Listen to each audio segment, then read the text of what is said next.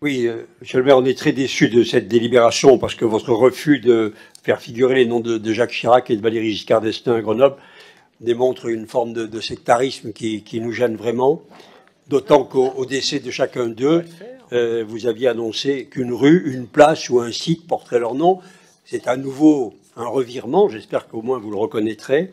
Mais je voudrais dire que à tous les deux, ils représentent près de 20 années de présidence de la Ve République. Et donc, si cette décision est entérinée, leurs noms ne figureront pas à Grenoble, ils n'existeront pas dans la mémoire de la ville. Nous savons tous l'importance que vous accordez à l'imaginaire de chacun et à tout ce que vous dites sur la publicité, etc., sur tous ces sujets qui sont vos thématiques. Et donc, il semble que vous vouliez que ces deux présidents ne figurent pas dans l'imaginaire des Grenoblois. Les noms de Chirac et Giscard sont une symbolique aussi, il faut le dire, parce qu'ils ont été des présidents plutôt de droite. Il y a donc François Mitterrand à Grenoble qui a un espace. Grâce à nos municipalités, il y a Georges Pompidou qui a un parc, le parc Pompidou. Nous l'avons donné ce nom parce qu'il a été le créateur, le président Pompidou, du ministère de l'Environnement. Mais je voudrais dire que c'est particulièrement injuste pour Jacques Chirac, qui est beaucoup venu à Grenoble. Et je voudrais rappeler ici que c'est à Grenoble qu'il a effectué son stage de l'ENA, à la préfecture.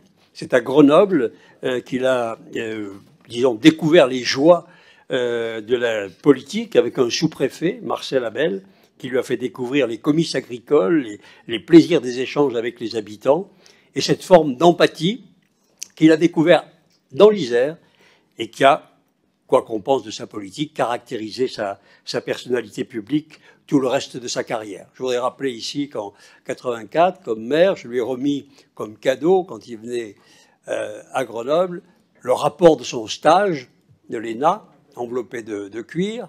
C'est tout ce que nous pouvions faire pour marquer ce souvenir. Et je voudrais dire ici que la petite histoire rejoint la grande, puisque Bernadette Chirac m'avait glissé à l'oreille, c'est à Grenoble que j'ai compris que je n'aurais pas de mari. Vous voyez, c'est donc la petite et la grande histoire qui se rejoignent.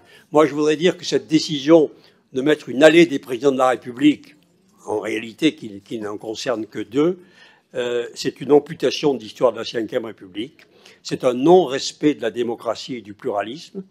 Et je vous indique tout de suite, d'ailleurs, qu'en cas de changement de majorité dans cette ville, nous veillerons à ce que ce pluralisme et cette démocratie soient respectés et que les noms de Jacques Chirac et de Valéry Giscard d'Estaing, des présidents de la Ve République, figurent sur un des frontons de la ville.